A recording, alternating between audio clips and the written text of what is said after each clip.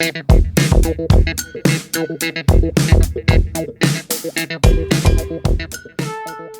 guys, what is up? This is Max Davis, me once again. Welcome back to another movie review, aka After I Saw. This time it is going to be on Novocaine. Novocaine stars Jack Quaid as Nathan Kane, or as they call him in the movie, Novocaine, who develops a relationship with this girl that he recently meets, and his life is turning around because his life sucked at first, but things are starting to change. They change more when she is held hostage, and he has to go and find him, though it's not going to be that much of a problem because he cannot feel any type of pain whatsoever. It's still possible for him to die, so he still tends to use his power responsibly.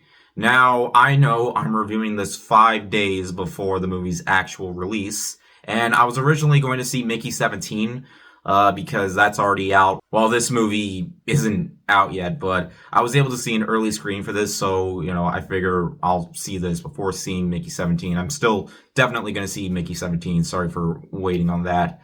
But yeah, I'm glad I actually got to see this first because I had so much fun watching this movie. I had a blast from beginning to end. The middle did kind of slow down a little bit for me, but other than that, I had myself a blast. Jack Quaid is fantastic in this movie. He is hilarious, and I just love the way they take this concept about this man not being able to feel pain, and they do explain very well of why he can't feel pain, and I think it's very unique. Like, he's afraid to eat food because he's worried he might bite off his tongue without knowing so. Yeah, I also love when they take this concept, they don't constantly keep reminding you that he feels pain, as he doesn't explain to the people that he's fighting. He just goes trying to, like, sometimes he tries to hide it. And surprisingly, despite the fact that the action doesn't happen until after, like, the first 30 minutes of the movie, it still did a really good job of giving you that build-up. Because I really like the connection he has with this one girl named Sherry.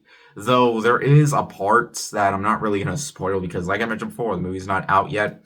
But there is something that happens where, of course, there's a twist to this whole thing because it's your basic, like, hostage story, like any other hostage story with and of course, there's a big twist to this entire thing, which I won't lie, I didn't really see coming, but it is kind of a cliche twist that I'm not really going to spoil. And it did kind of take away from the fact that, he's having really good chemistry with his girl, but of course they don't see each other again for a while because, of course, she's being held hostage. But other than that, I never really felt like there was a time where anything was completely ruined because I just couldn't help myself just sitting down, snacking my popcorn while watching this thing because, yeah, I really like how he takes his powers in a very unique way, like just using them against enemies because he doesn't entirely want to kill people. He wants to live a normal life, but of course that changes, which is basically another action movie cliche. But because the concept of the movie is just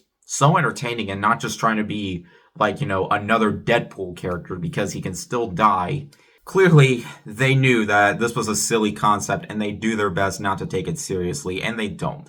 And I was kind of figuring that, maybe there might be some times where the movie might get under your skin because of the fact that, he can't feel any pain and they do things like to torture him to just, get, just make him feel more of that pain to get under your skin. But I'm not going to go any further because, again, the movie's not out yet. But hey, I can say without a doubt that I had a fun time watching this movie. Rarely did the movie ever slow down.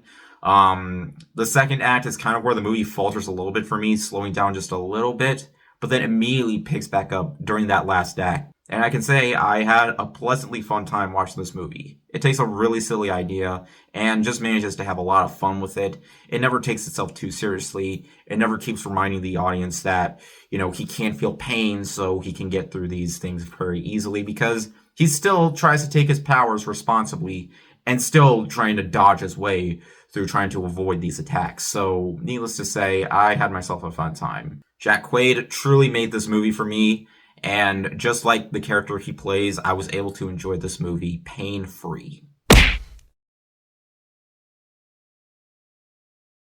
I definitely recommend checking it out when it comes out this weekend, but yeah, don't worry, next review will be Mickey 17.